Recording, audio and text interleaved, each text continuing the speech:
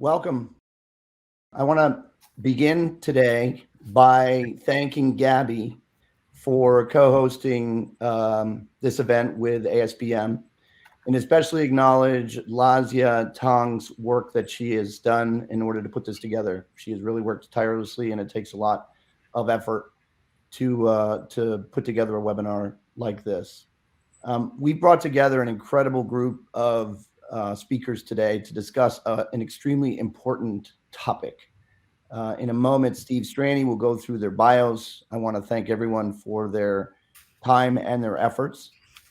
In particular, I want to acknowledge that two of my former colleagues who were instrumental in creating Part D and implementing it, Thomas Barker, who I had the privilege of working with for 6 years at the Department of Health and Human Services during the creation and implementation of Part D, and Chuck Clapton, who I worked with on the Hill, but was a leading health staffer when it was passed. I think helped bring a very unique perspective as we talk about the changes that the IRA brings to Part D. At the end of the day, it's important to acknowledge that the IRA really builds on policy discussions that go back years. They go back really to the creation of Part D itself. And while you'll hear and you've heard a lot about price negotiation, what we would consider price setting, it was certainly considered at the time we were in the process of setting up Part D. And it was rejected for, I think, a lot of the reasons that you will hear from the panelists and the presenters today. While it focuses primarily on price, it really does not look at value. It does not look at outcomes. And ultimately, there are likely to be a lot of negative effects from this legislation. And again, we're going to discuss them both during the presentations and during the panel discussion afterwards. In reality, what we are concerned about in terms of the impact of the IRA is patients and the impact it has on the patient community. And so we believe and have been ASBM for more than 12 years, have been educating the patient community, and we're going to do so with regards to the IRA and the impact it will have on the patient community. As of today, we launched a microsite, irapatientinfo.org. You see that on there. That is on our website, and will be, we hope, one of the centers of information on those provisions and those aspects of IRA and developments that impact the patient community. In the coming weeks, we will announce a second webinar, which examines other aspects of the IRA and its impact. And again, we see this as a very long, ongoing effort in order to educate the public on something that really has is under the radar right now with regards to the impact that it's going to have on the patient community.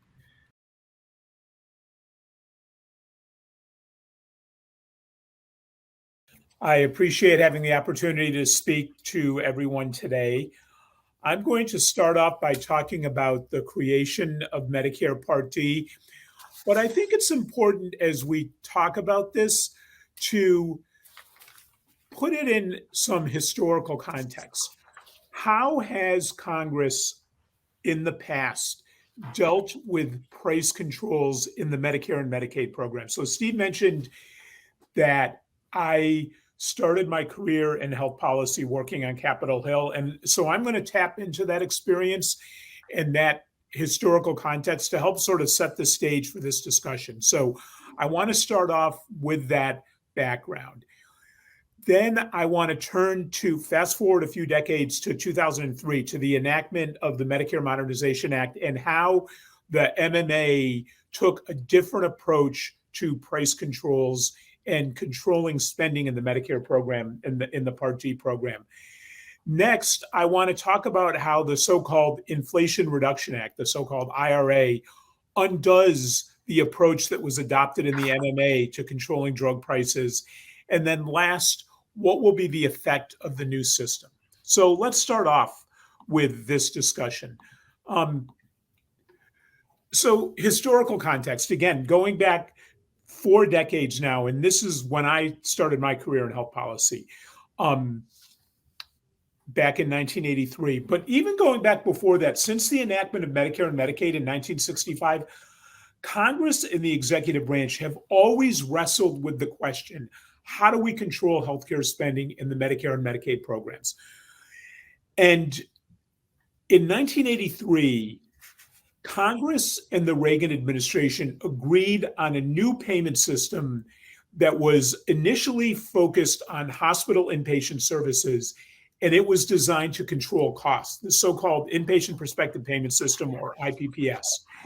And that was the genesis for Congress attempting and the administration attempting to control costs in the Medicare program. And so with that initial legislation, the IPPS in 1983, then Congress and subsequent administrations adopted similar payment models between 1987 and 1997 for other classes of providers.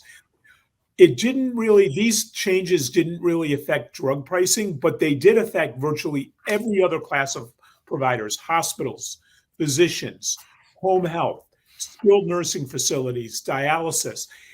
Congress really tried, and subsequent administrations really tried, to control spending through price control mechanisms. But the experience was that these payment models really failed to meaningfully control costs. So, for example, Medicare payments to hospitals in 1980 were $36 billion. By 2021, a couple of years ago, they'd grown to $450 billion. That is an increase of 1,150%. During that 4-decade period, by contrast, core inflation rose by 280%. So we can see that spending on Medicare payments to hospitals alone, leaving aside physicians, home health, skilled nursing, dialysis, payments to hospitals alone increased 5 times faster than core inflation. This during a period that Congress had imposed price control mechanisms on inpatient hospital payments. And so we can see by this statistic alone that the price control, cost control mechanisms that had been adopted really had not been effective in meaningfully controlling costs.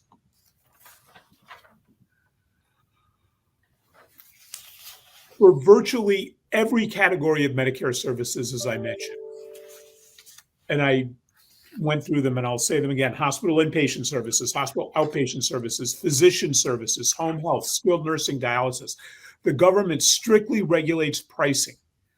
The government sets a rate of payment, and providers have to accept that payment rate as a condition of participating in the Medicare program. So, as I'll say in a second, the IRA uses the misleading phrase price negotiation. There is no price negotiation in the Medicare program. It's a take it or leave it system. CMS says to hospitals, skilled nursing providers, physicians, et cetera, every year in a payment rule, they say this is what the price is going to be for each DRG, for each CPT code, for each home health service. This is what the price is going to be. Take it or leave it. As I said, there is no negotiation. It's a take it or leave it price. It is true providers have a right to comment on proposed payment policies, but at the end of the day, the government establishes a set price for each medical procedure. So the IRA uses this flowery language like, well, there's going to be price negotiation, but there's not going to be price negotiation. That term is a misnomer. It's going to be like every other payment system in the Medicare program, where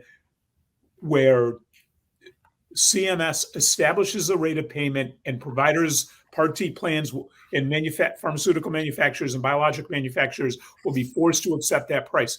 So given the history of price controls in the Medicare program, when Congress created Part D in 2003, it had the benefit of decades of experience with healthcare provider rate setting. And there was general consensus among both political parties, going back to the Clinton administration, that if Medicare was going to adopt an outpatient prescription drug benefit, there really needed to be a new model to control prices, because government rate setting had failed to control prices in all other sectors of the healthcare marketplace. When President Bush signed Part D into law in December of 2003, the law relied on an entirely different model than the rest of Medicare. And there are really three main points that I want to make here. The first is that the benefit would be run by private insurance plans. It would not be run by the government. One can only sign up for Part D by enrolling in a private Part D plan. Second, negotiation for prices paid to pharmacies for drugs dispensed to Medicare beneficiaries would be conducted by pharmacy benefit managers and not the government. The government was not going to negotiate prices. And in fact, the MMA contained an express prohibition on both instituting a formulary for covered drugs in Part D plans and from negotiating drug prices and from interfering in negotiations between Part D plans, manufacturers, and pharmacies. And that was a key component of the MMA, the so-called non-interference clause. The federal government was not going to interfere in negotiations. Those negotiations would be done by private parties. And in fact, as we can see, again, Part D is a different model. It has been enormously successful in controlling costs. So when Part D was enacted in 2003, the Congressional Budget Office estimated that in the first decade, spending on Part D drugs would be $770 billion.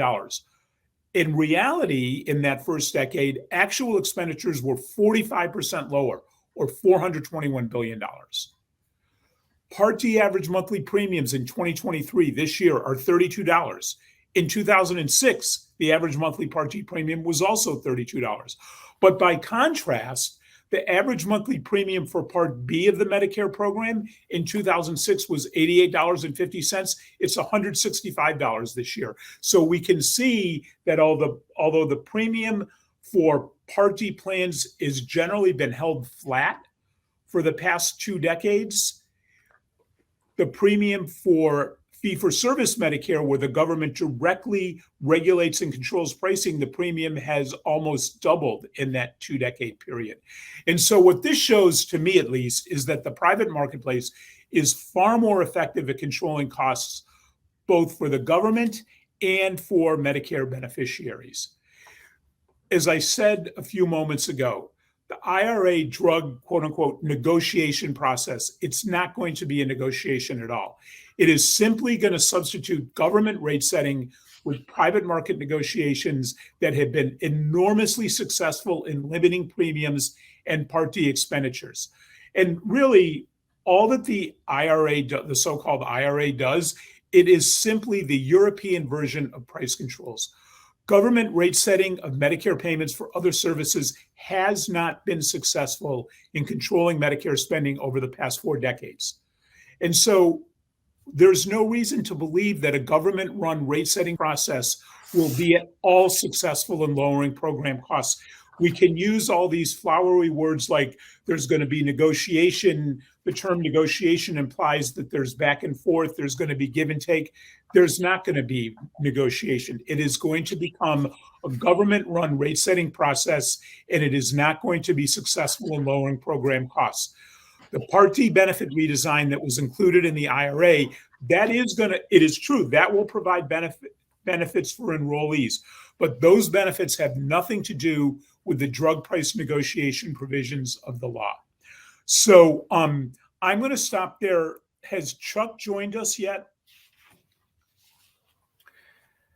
I think, Tom, we're going to ask you to go ahead and work through your second set of slides. Okay, that's fine.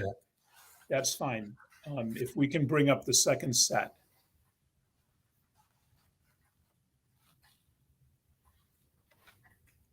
So what I'd like to talk about now is to amplify a point that I made a few moments ago, which is that drug price negotiation, it's really European price controls. And what does that mean for the patient? So the first thing that it means is there's going to be a reduction in innovation. Manufacturers will be less likely to invest in new breakthrough therapies because the incentive for them to do so, the profit incentive that's built into the system, that's going to go away in the IRA. And even worse, I've heard that some members of Congress are proposing to apply the price negotiation process in the IRA to launch prices of innovative products. If we can make one positive statement about the IRA, we can say that it only applies to existing drugs, but there are some members of Congress that would like to apply the policy to launch prices of new innovative products, and that would further hinder innovation. The second effect that it's going to have is really more on the Medicare program, the effect on premiums. So it seems counterintuitive that government price setting is going to cause premiums to increase, but the experience in the other parts of Medicare shows that that is exactly what happens. In my last deck, I used the example of Medicare Part B premiums. Medicare Part B pays for physician services, durable medical equipment, hospital outpatient services. All of those services the prices are strictly regulated by the federal government, and premiums have increased for those services beyond the inflation rate over the past 20 years. And as I demonstrated, Part D premiums have not increased over the past 20 years. And so it does seem counterintuitive, right? You think, oh, the government's going to regulate and cap prices, and it's going to be very aggressive in limiting the prices that manufacturers can charge. So that's got to mean that that's going to lower costs for beneficiaries. But the experience with other parts of Medicare is that that is not true. As I said, Part D premiums have been essentially flat over the years, while premiums in other parts of Medicare have increased at the rate of inflation or higher. Further,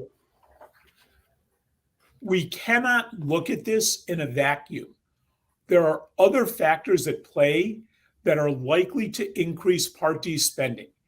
And so top-line statistics are going to show that Part D program costs have increased far more rapidly than in prior years. And I have three examples here. So the first is the new GLP agonists. They're going to drive program spending. There have been a plethora of articles in the mainstream media over prescriptions for GLP agonists and how they are increasing because people are using them for weight loss. Now, it is true that Medicare Part D prohibits spending on drugs for weight loss. But what's going to happen is, and what is already happening, is physicians are prescribing these drugs for A1C control for diabetics and pre-diabetics. And that trend is going to increase as more people want to start to use those drugs for weight loss. And that's going to increase Part D spending. There's another factor at play, the new Alzheimer's agents. Now, the new Alzheimer's agents that have been approved by the FDA in the past couple of months, those are Part B drugs, not Part D. But over time, they're going to get reformulated as Part D drugs. They're going to drive program spending. And the same thing is going to happen with the new gene and cell therapies that are being approved and are going to start to be approved. They are going to get reformulated as Part D drugs. They're going to drive program spending. So although there is this backdrop of price controls in the IRA that will be said to lower Part D program spending, they won't. And there are other factors at play that are also going to increase Part D program spending. And so I'm going to wrap up now, Steve, if I may. And I see Chuck, this is perfect timing. I see that you are now joining us. This is perfect timing. I'm going to wrap up by making 3 points. First of all, government price setting in the Medicare and Medicaid programs has historically been ineffective in controlling program costs. As Steve said in his very kind introduction to me, I've been involved in healthcare public policy for 4 decades, going back to the early 1980s. And I have seen over that time that government price setting and government rate controls has historically been ineffective in controlling program costs. By contrast, the free market approach that was adopted by Chuck and his colleagues on the Hill in the early 2000s, the free market approach adopted on the enactment of Part D 20 years ago has clearly demonstrated the superiority of a private market approach to Medicare spending. Government rate setting, my third and final point, government rate setting of prescription drug prices will hinder innovation, and it is going to ultimately harm patients. So I'm going to conclude my remarks there. I'd be happy to take questions when Steve moderates the panel discussion at the end of the program. But right now, I'm going to turn it over to Michael's and my friend and colleague, Chuck Clapton, who, as Michael mentioned in his introduction, was working on the Hill and was in a key leadership role on Capitol Hill in 2003 when Congress passed Part D and when President Bush, George W. Bush signed Part D into law. So Chuck, let me turn it over to you. Thanks, Tom. Let me start by apologizing. Well, in fact, Chuck, this is Steve. Let me do a little bit more to set the stage Sure. for your presentation, because we're really happy to have you here. So while Ozzy is pulling up the slides, there's a whole generation of us who, when it came time to go to the Hill to advocate on behalf of our clients, that meant going to Chuck Clapton to, in his many roles in both the House and the Senate, staffing these Medicare issues and a whole host of other healthcare issues. He has a long history of public service and policy development.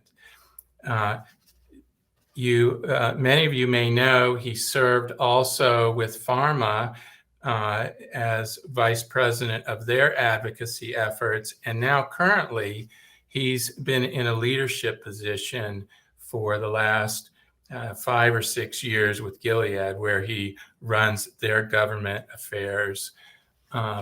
So again, I can really think of no one else who can combine the experience from the public sector working on policy, along with the industry perspectives on the challenges involving investment and the development of new molecules. So with that, Chuck? Thank you for the kind words, and thanks, Steve, and Tom as well. Despite all that experience, apparently one of the skills I do not possess is how to figure out the basics of IT. So I apologize for the delay and the confusion. We had been planning to do this from my laptop in my office, but as you can see, I'm doing it from my phone. So I may ask Lazia for her help advancing the slides, since I'm not sure I'm going to be able to do that from my phone.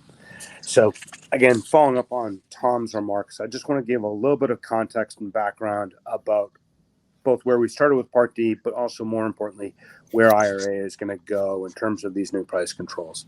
So as Tom noted, the Medicare Modernization Act that created Part D was passed, and the intent behind it was to create a market-based alternative to government price setting.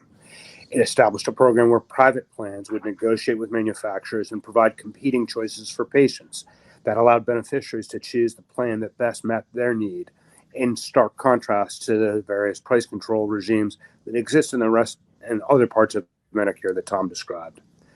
Part D was very successful, particularly if you look at the metric that we often use, both when I was on the Hill and then in the private sector, in terms of keeping premiums relatively flat.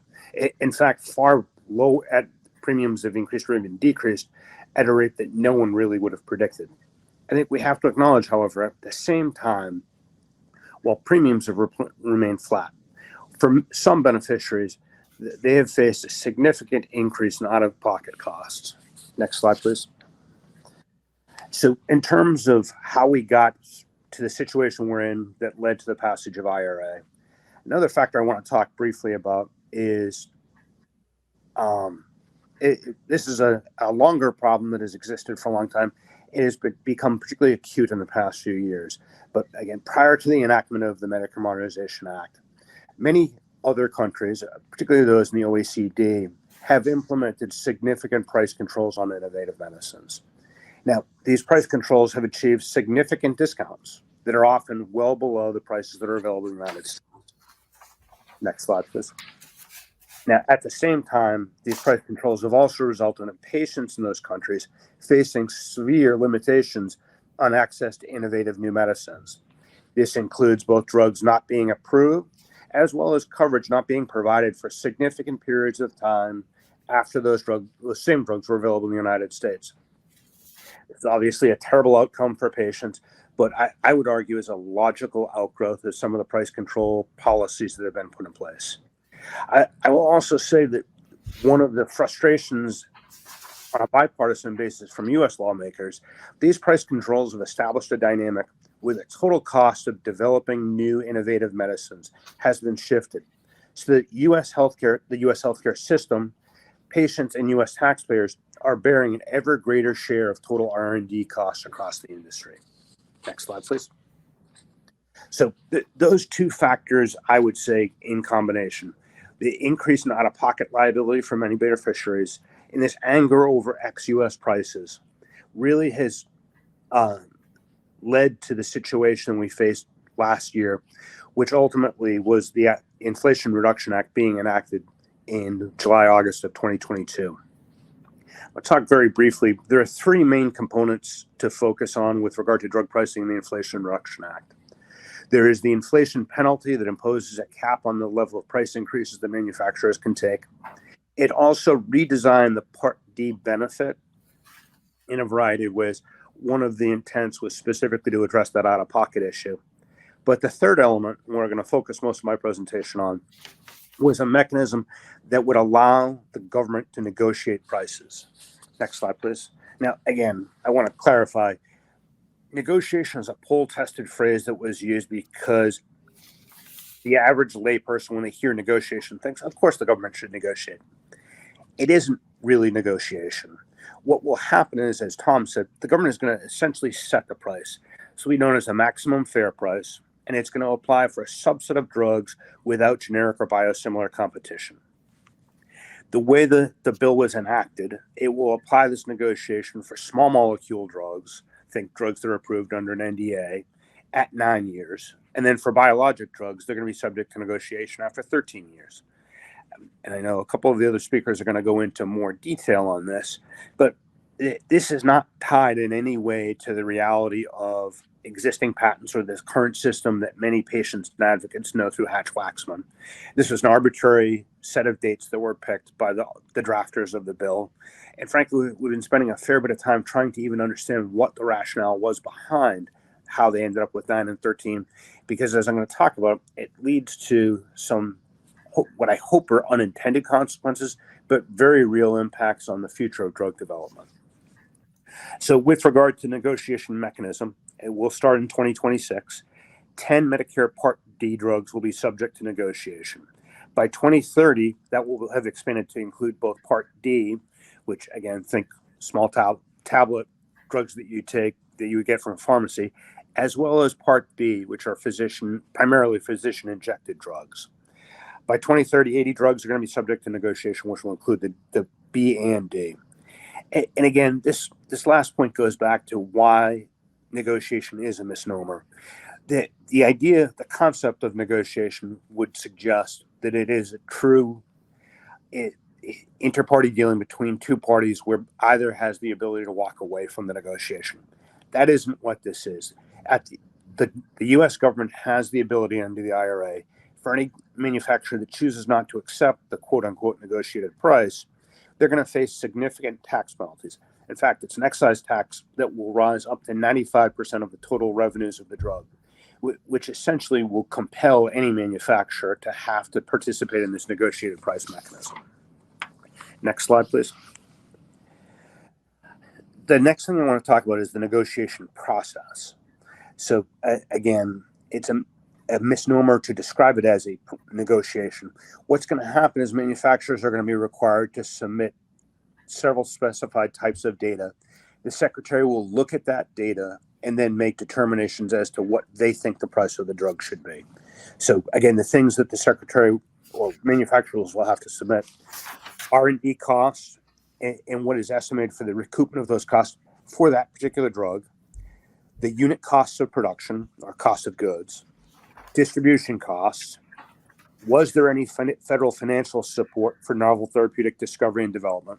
So here, did NIH make any investments, or were there other federal grants involved in the development of medicine? Were there any other additional FDA recognized exclusivity periods? And market data and revenue, which would include also sales volume. So Again, the secretary will take all of this information and look at it. A couple of other things to note, particularly for folks who are more familiar with HTA-based systems in the EU. There is essentially no real requirement that the secretary have any engagement with patients and patient perspectives.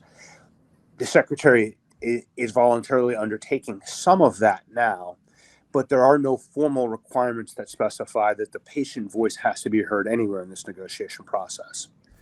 Negotiation is also not required to go through any type of rulemaking. This is all done through sub-regulatory guidance, which I would point stands in stark contrast, as Tom talked about, the implementation of the original Part D benefit, which the secretary had to go through a formal rulemaking process where interested parties were able to submit comments, and those comments had to be taken into account. The new law exempts the negotiation process from judicial review. So even if it is arbitrary or violative of basic due process requirements, unless there's a constitutional claim, judicial review is precluded. And again, I would note that this stands in marked contrast to some of the existing requirements for patient engagement that are present in many of the European price control systems that I know one of the other speakers will elaborate on. So next slide, please. So what does this all mean?